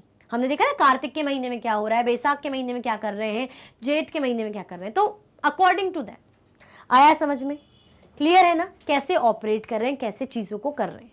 ठीक है, चल। In Agan, every crop was ready and in Puss, winnowing took place. अब भाई बता रहे हैं कि कैसे कैसे क्या हो रहा है. ये सीजन है, माघ वगैरह किसी जैसे लिखा है ना, माघ मतलब क्या क्या, जैसे चैत माघ बहुत सारे होते हैं, मुझे भी इतना डीपली नहीं पता है, बट मैंने जैसे कैलेंडर देखती हूँ ना तो नोटिस करा है कि कार्तिक का महीना, बैसाख का महीना, इस तरीके से. ठीक है, तो अब आगा की बात कर रहे हैं कि उसमें हर क्रॉप, इन अगन एवरी क्रॉप वॉज रेडी, भाई हर क्रॉप रेडी होती है. और इन पुस विनोइंग टुक प्लेस. पुस was also the time for dances and marriages. अब ये जो टाइम है पुस का, इस टाइम पे डांस भी होता था, मड्डा कुछ इनके रिचुअल कस्टम होंगे, और साथ में शादी वगैरह का भी सीजन. हम बोलते हैं ना शादी का सीजन आ गया, सुना है आप लोगों ने, पेरेंट्स से सुना होगा, अभी आपको समझ में नहीं आता हो कि अरे अब शादियां होगी, ये शादी का सीजन है. आप देखते होंगे ना कि कभी कभी आपको खूब ढोल नगाड़ों की आवाज आएगी, बारात की आवाज आएगी, कभी नहीं आती. क्यों नहीं आती? हम बोलते शादियों का सीजन नहीं है, शादियों का सीजन आने वाला है तो चीजें महंगी हो जाएंगी, गोल्ड महंगा हो जाएगा, ऐसे सुना होगा आपने. तो भाई इनका जो सीजन था पुस, इसमें बता रहे हैं कि इसमें डांस वगैरह रिचुअल होता होगा, और शादियों का सीजन था, marriage. In March, shifts were made to new beavers and hunting gathering was the main subsistence activity. पहले बेवार टर्म समझ लो, उसके बाद पढ़ेंगे बेवार. A term used in Madhya Pradesh for shifting cultivation. देखो शिफ्टिंग कल्टीवेशन के अलग अलग नाम हैं, मैंने बताया शहरों में भी अलग अलग नाम है इवन, और देश में भी अलग अलग नाम है. ठीक है, बेवार, बेवार मध्य प्रदेश में यूज होता है. बेवार जो टर्म है शिफ्टिंग कल्टीवेशन के लिए एमपी में यूज होता है. किस लिए यूज होता है? For shifting cultivation. किसके लिए यूज होता है? शिफ्टिंग कल्टीवेशन के लिए यूज होता है बेवार टर्म. आया समझ में? कोई कंफ्यूजन, दिक्कत तो नहीं? तो ये क्या बता रहे हैं? अब बता रहे हैं कि माघ के महीने में in Magh shifts were made to new bewars. अब माघ के महीने में क्या करते हैं भाई? नए नए लैंड में जाएंगे, है ना, कल्टीवेट करेंगे. ठीक है, शिफ्ट करेंगे, मेड टू न्यू बेवार, नया शिफ्टिंग कल्टीवेशन के लिए. हमने देखा था ना शिफ्टिंग कल्टीवेशन में लैंड को खाली छोड़ देते ताकि वो फर्टाइल हो पाए, नए लैंड में शिफ्ट करते हैं. फिर तो ऐसे ही देख रहे हैं कि माघ में कैसे न्यू लैंड में शिफ्ट कर रहे हैं. और जो हंटिंग और गैदरिंग है वो भी मेन सब्सिस्टेंस एक्टिविटी, और हंटिंग एंड गैदरिंग भी हो रही है इस महीने में. तो इससे क्या समझ में आता है? इससे समझ में आता है कि भाई कैसे ये लोग काम कर रहे हैं according to season, that means they are following the calendar. आया समझ में? Everything is clear? अच्छा ये बताओ, लाइक करा कि नहीं करा? अच्छा टॉपिक है ना, हमें पता तो होना चाहिए कि भाई काम कैसे करते हैं. हम ट्राइबल पीपल बोलते हैं ना, ट्राइबल पीपल, तो हमारे मन में एक नोशन बना होता है, एक धारणा बनी होती है कि क्या करते होंगे, कैसे जीते होंगे, कैसे दिखते होंगे. तो अब समझ में आ रहा है इनकी लाइफ कैसी चल रही है. सबके बारे में सब कुछ पता होना चाहिए. ठीक है, एक समझदार इंसान वही है मेरे हिसाब से जिसको सब पता होना चाहिए. जानकारी रखने में कोई दिक्कत नहीं. देखो अगर पढ़ने के लिए तो पढ़ ही रहे हो, इन जनरल भी नॉलेज होना चाहिए कि नहीं होना चाहिए. इसलिए नॉलेज से अच्छी चीज कोई नहीं है. कभी भी ये नॉलेज काम आ सकता है. ऐसा नहीं कि आज आप 8th क्लास में पढ़ रहे हो तो काम आ रहा है. ये आपके कॉम्पिटिटिव एग्जाम, सिविल सर्विसेज के एग्जाम में सोशल साइंस बहुत काम आता है. सबसे ज्यादा मेजर जो रोल प्ले होता है ना, अगर हम सिविल सर्विसेज के एग्जाम की बात करें, जो हम पीएससी, स्टेट पीएससी एग्जाम होते हैं, अब आपको इतना समझ में आया नहीं आया डोंट नो, बट आपने जैसे सुना होगा ना आईपीएस आईएएस के एग्जाम, आईएएस वगैरह सुना होगा. ये टर्म तो आजकल सुनने मिलता है, कलेक्टर, आईएएस वगैरह, डिप्यूटी कलेक्टर. तो ये सब क्या है? इन सब में जो मेजर रोल प्ले होता है ना, मेजर, ये सोशल का होता है. किसका होता है? सिर्फ 6th 7th 8th की नहीं, और भी आगे जो आप पढ़ेंगे उसकी सोशल का. तो भाई ऐसा नहीं है कि इसको बस पढ़ने के लिए पढ़ो, समझो. इसीलिए इतने अच्छे से मैं कनेक्ट करके आपको समझा रही हूँ कि मेरा बस मोटिव यही है कि आप सिर्फ यहाँ पढ़ने के लिए नहीं कि पढ़ा 8th क्लास कंप्लीट हुई और भूल गए. मैं ऐसा नहीं कह रही कि 100% जो पढ़ा है वर्ड टू वर्ड आपको याद रहेगा, बट आपको एक माइंड में रहेगा कि हाँ ये पढ़ा था. आप जैसे एक बार कभी रीड करोगे इन फ्यूचर तो याद आ जाएगा आपको. Is that clear? तो भाई मोटिव सिर्फ यही नहीं कि अभी पढ़ो पास करो, नहीं, हमेशा के लिए चीज़ ज़्यादा से ज़्यादा आपके माइंड में रहे जो कि आपके आने वाले टाइम में आपके लिए बहुत काम ही आएंगी. चलो ये तो हो गई अच्छी बात है. कैरियर मोटिवेशन की ये भी होना चाहिए भाई, थोड़ा सा गाइडेंस हमें देना चाहिए एज अ टीचर. सिर्फ ऐसा नहीं कि पढ़ा लिया, और भी अच्छी अच्छी बातें सिखानी चाहिए. मुझे बहुत पसंद है अच्छी अच्छी बातें बताना. Is that clear? अच्छा अच्छी अच्छी बातें जब तक मैंने बताई, क्या आपने लाइक करा? अच्छा लाइक दिया कि नहीं दिया? मेरे लिए तो देखो यही है जो है मेरे मोटिवेशन का साधन. जैसे आपके मोटिवेशन का साधन टीचर्स रहते हैं, आपको टीचर मोटिवेट करते हैं, पेरेंट्स मोटिवेट करते हैं, हमारे लिए तो यही है. इसी से पता चलता है, और कमेंट से. ठीक है, ओके चलो. The cycle described about took place in the first year. ये क्या है? ये पूरी सीजन टू सीजन साइकिल है। कैसे कैसे पता चला साइकिल है? अब हमने बहुत सारे सीजन की बात करी, चैत, माघ, कार्तिक, पुष, पता नहीं कौन सी। क्या है ये? ऐसा थोड़ी कि हर एक दिन में आ रही है, ये पूरी सीजन में, एक साल में जो साइकिल चलती है हर सीजन की, चैत की, माघ की, कार्तिक की, तो ये पूरी साइकिल जो बताई ना कि चैत में ऐसा होता है, जेठ के सीजन में ऐसा होता है, माघ के सीजन में ऐसा होता है, कार्तिक में ऐसा होता है, तो ये पहले ईयर में होता है।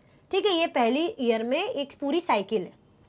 In the second year, there was more time for hunting as only a few crop had to be sown and harvested. अगर पहले साल की बात करें तो पहले साल में इतनी सारी प्रोसेस होती है, बट सेकेंड ईयर में क्या होता है? सेकेंड ईयर में ज्यादा टाइम हंटिंग एंड गैदरिंग को दिया जाता है। किसमें दिया जाता है? इन सेकेंड टाइम, जब दूसरे ईयर की बात होती है उसमें ज्यादा टाइम ये लोग हंटिंग और गैदरिंग को देते, और only a few crops had to be sown and harvested. अब क्या करते हैं भाई? ओनली कुछ ही क्रॉप्स को क्या करते हैं भाई? उगाते हैं और हार्वेस्ट करते हैं। Is that clear? मतलब जो हमने पूरी प्रोसेस पढ़ी ना, कलेक्ट करना, इस फसल को बोना, इस फसल की कटाई, इस तरीके का जो भी हमने पढ़ा, तो यहाँ पे सेकेंड ईयर में क्या होता है? मेन जो इनका ज्यादा फोकस किस में रहता है? हंटिंग और गैदरिंग में रहता है, और कुछ ही क्रॉप्स इनको यहाँ पे क्या करनी पड़ती है? ग्रो करनी पड़ती है और हार्वेस्ट करनी पड़ती है। मतलब पहले ईयर में तो काफी सारे हम देख रहे हैं सीजन के अकॉर्डिंग क्रॉप्स ग्रो कर रहे हैं, भाई ये करना वो करना। सेकंड सीजन में कुछ ही क्रॉप्स को ग्रो करते हैं। Is that clear? But hunting and gathering चलती रहती है। ज्यादा फोकस अब इनका सेकंड ईयर में हंटिंग और गैदरिंग में चला जाता है। But since there was enough food to men lived in the bewars, but since बोल रहे हैं क्या? It was only in the third year that the diet had to be supplemented with the forest products. अब ये बता रहे हैं कि वैसे जो but since there was enough food the man lived in the bewars, मतलब जो बेवार मतलब शिफ्टिंग कल्टिवेटर हम बोलते हैं ना, उनके अकॉर्डिंग भाई इनफ फूड उन्हें मिलता था। It was only in the third year, ये तीसरा ही ऐसा साल रहता था, मतलब थर्ड ईयर में ऐसा होता था that the diet had to be supplemented with the forest produce.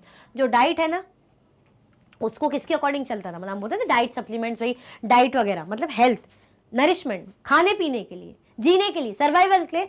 तो क्या था भाई? फॉरेस्ट प्रोडक्ट्स में इनको क्या रहना पड़ता था? उस पर डिपेंड रहना पड़ता था।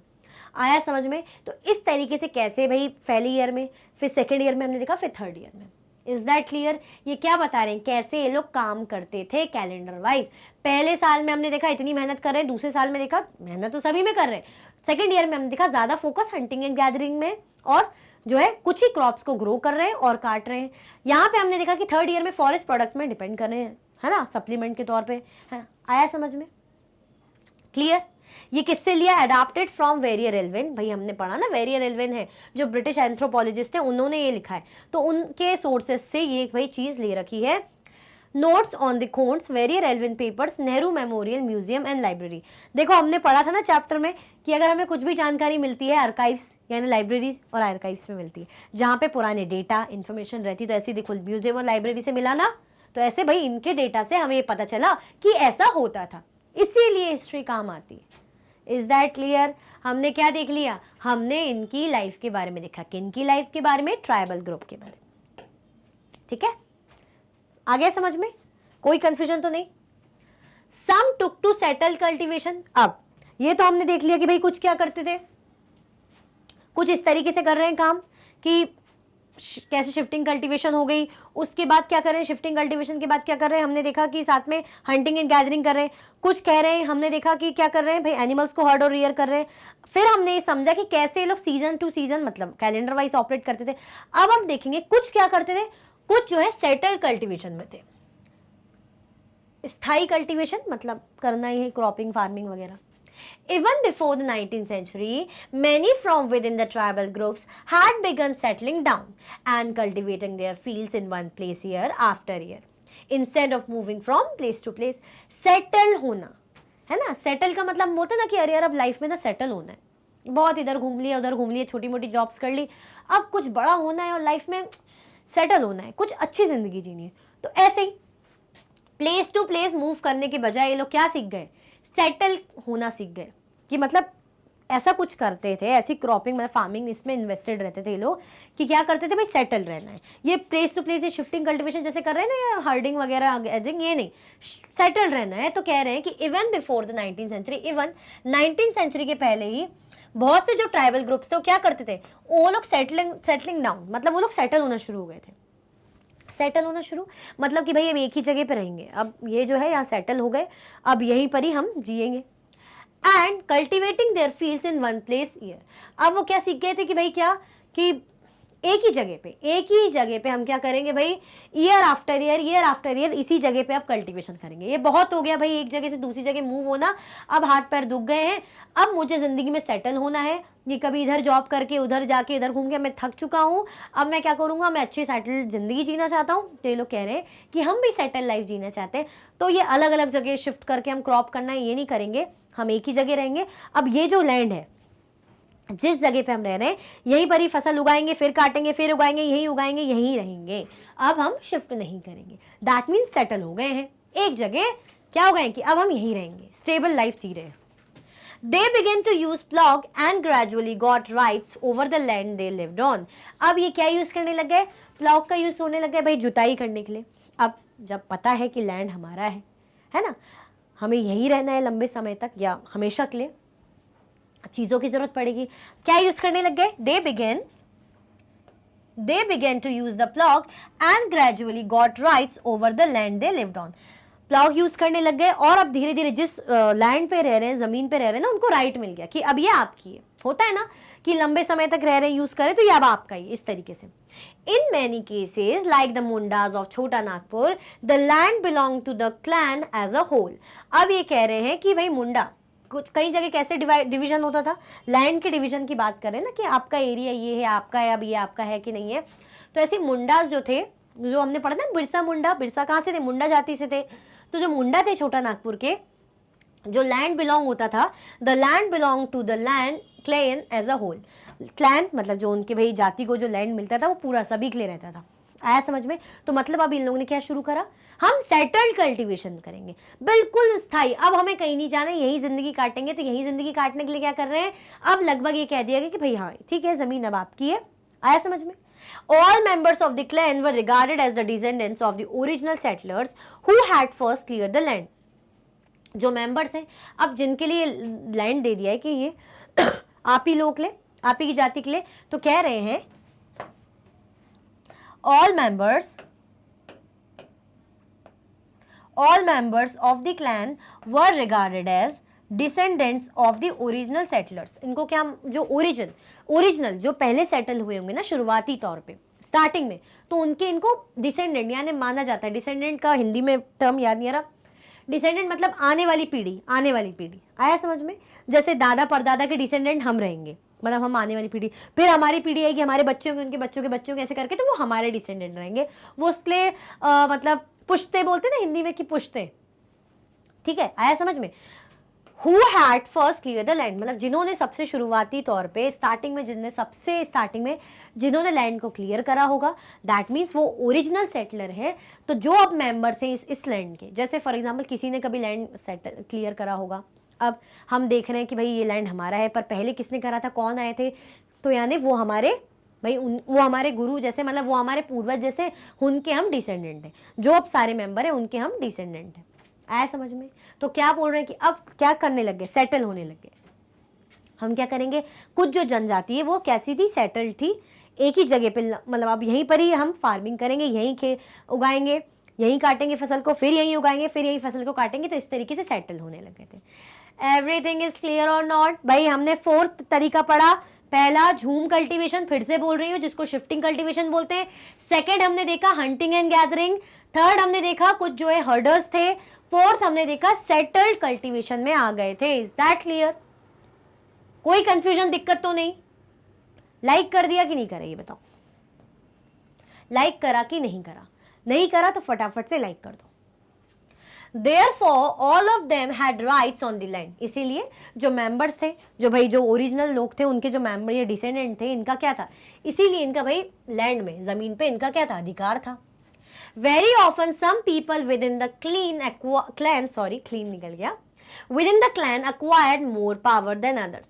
Some became chiefs and other followers. अब होता है ना कि हम ग्रुप्स बांटते हैं, हम बोलते हैं ये तो हमारे लोग हैं, हमारा एरिया ये हमारा है, बट उसमें भी हम बोलते हैं ना कि किसी के पास पावर ज्यादा रहती है, अथॉरिटी। समझदार लोग होते हैं या जिनकी हम सुनते हैं तो कुछ लोग चीफ बन जाते हैं, कुछ उनको फॉलोअर बन जाते हैं, मतलब जो उनको फॉलो करते हैं, जो उनकी सुनते हैं यानी फॉलोअर। तो ऐसे ही भाई लैंड तो सब है, सबका हो गया, सबका अधिकार है, बट कह रहे हैं कि वैसे अक्सर क्या होता था, very often some people within the clan acquired more power than others. जो क्लैन में और भी लोग थे, मतलब जैसे कोई क्लैन है, मुझे मिल गया, आपको मिल गया, अब उसमें कुछ लोग थे, जैसे मैं हो गई तो मेरे पास ज्यादा पावर है, तो मैं क्या बन गई, चीफ बन गई, और आप लोग मेरे फॉलोअर।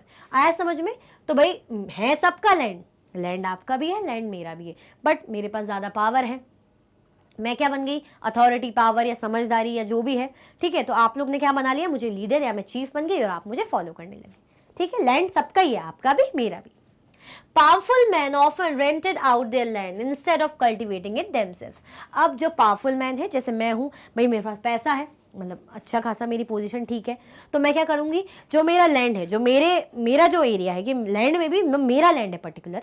अब हम बोल रहे हैं ना घर सबका है, घर में भी हम बोलते हैं ना रूम मेरा, ये एरिया मेरा, ये बेड मेरा, इस तरीके से। तो यहाँ जो पावरफुल पीपल हैं, उनका जो लैंड है वो क्या करते थे, खुद उसमें खेती नहीं करते थे, रेंट पे दे देते। जैसे मैं बोलूँगी ठीक है, मैं क्या करूँगी, तुम तो मुझे रेंट दे दो, जो भी तुम फसल उगाओगे उसके उतना टैक्स या रेंट मुझे दो, मेरी जगह पे मेरे एरिया में तुम खेती कर लो। आया समझ में? तो क्या कह रहे हैं कि पावरफुल मैन ऑफन, अक्सर क्या करते थे, रेंट पे दे देते थे अपने लैंड को, इंस्टेड ऑफ कल्टिवेटिंग देमसेल्फ, मतलब खुद कल्टिवेट करने के बजाय क्या करते थे भाई, वो लैंड रेंट पे दे देते थे। British officials saw settled tribal groups like the Gonds and Santhals as more civilized than hunter-gatherers or shifting cultivators।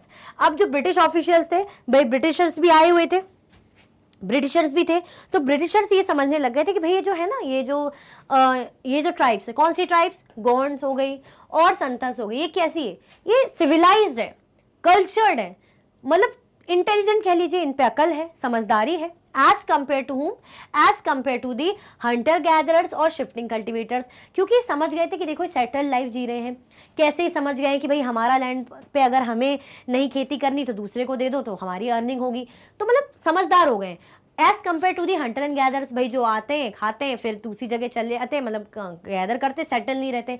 Shifting cultivation, भाई यहाँ पे फसल उगाई, काटा पीटा, मतलब काटा जलाया, उगाई फसल, फिर चले गए दूसरी, तो मतलब सेटल नहीं थे। तो इनके ब्रिटिश ऑफिसर्स को ये माना जाता था, वो ये मानते थे कि भाई ये लोग जो है ना समझदार हैं, अकल है इनमें, ऐसा वो मानते थे।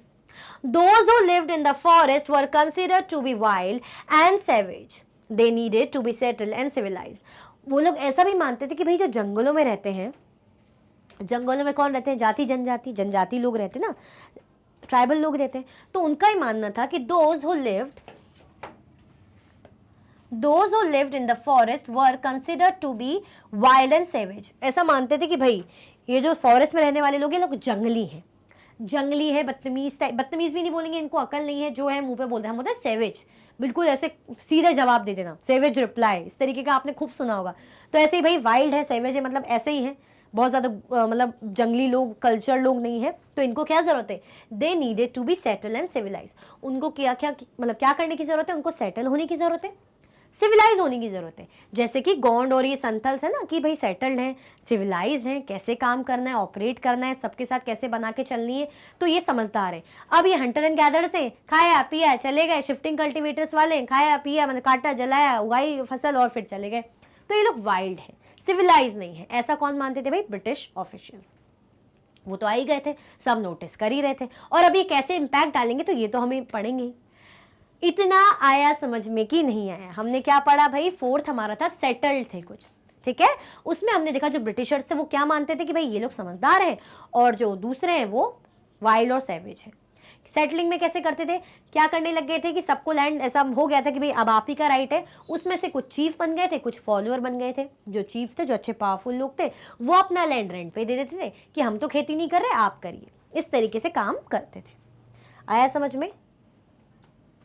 सो भाई इसी के साथ हमारा जो टॉपिक है, जो कि बहुत इंटरेस्टिंग था, हमें जानना था जो ट्राइबल पीपल है उनकी ज़िंदगी कैसी चलती है, तो आपको समझ में आया होगा। मैंने बहुत अच्छे से आराम से, मैंने बोला ना कि मैं ऐसा नहीं समझाना चाहती थी कि अभी समझो और बस एग्जाम दो और भूल गए, नहीं, हमेशा के लिए ज़्यादा से ज़्यादा एटलीस्ट आपके माइंड में रहे। एग्जैक्ट वर्ड टू वर्ड चीज़ें ना हो, टर्म टू टर्म ना हो, बट एटलीस्ट नॉलेज में हो क्योंकि ये मैंने बताया ना आगे बहुत काम आएगा अगर आप कोई भी ऐसे सिविल सर्विसेज के कॉम्पिटिटिव एग्जाम्स दोगे। चलिए ये तो हो गए एक्स्ट्रा बातें, बट अगर चैप्टर से रिलेटेड बात करें तो ये टॉपिक हमने देखा, बहुत अच्छे से जाना कि ट्राइबल ग्रुप्स की लाइफ कैसी थी। हमने 4 तरीके से देखे। पहला शिफ्टिंग कल्टीवेशन, फिर से मैं रिपीट कर रही हूँ। सेकंड हमारा हंटर एंड गैदरर्स, फिर जो हर्डर्स और गैदरर जो रियरर थे, फिर हमने देखा सेटल कल्टीवेटर्स। तो इस तरीके से कैसी जिंदगी जीते थे ये हमने पूरा सब कुछ अच्छे से जान लिया। अब आने वाली क्लास में हम देखेंगे कि कैसे इन पर प्रभाव पड़ा भाई कॉलोनियल रूल का। सो आपको क्या करना है, बने रहना है और शेयर कर देना है अपने क्लासमेट्स में भाई पहले से। इसी के साथ ये वीडियो एंड होती है। अगर आप और भी वीडियो के लेक्चर्स देखना चाहते हैं तो आप मैग्नेट ब्रेन्स के यूट्यूब चैनल, एप्लीकेशन और वेबसाइट पे देख सकते हैं। ई नोट्स और ई बुक्स के लिंक आपको डिस्क्रिप्शन बॉक्स में अवेलेबल है। ये हाई क्वालिटी के कोर्सेज हैं जैसे कि CBSE board, Delhi board, Bihar board, UP board, MP board, Rajasthan board, वैदिक maths, crash course, spoken English courses आपको अच्छी क्वालिटी में और 100% फ्री अवेलेबल है। आप हमें अदर प्लेटफॉर्म पर भी फॉलो कर सकते हैं, फेसबुक, इंस्टाग्राम, एक्स, टेलीग्राम और व्हाट्सएप पे। ज़्यादा से ज़्यादा लाइक कीजिए, ज़्यादा से ज़्यादा शेयर कीजिए और चैनल को सब्सक्राइब करना बिल्कुल भी ना भूलें। अपना ख्याल रखें। Thank you so much for watching.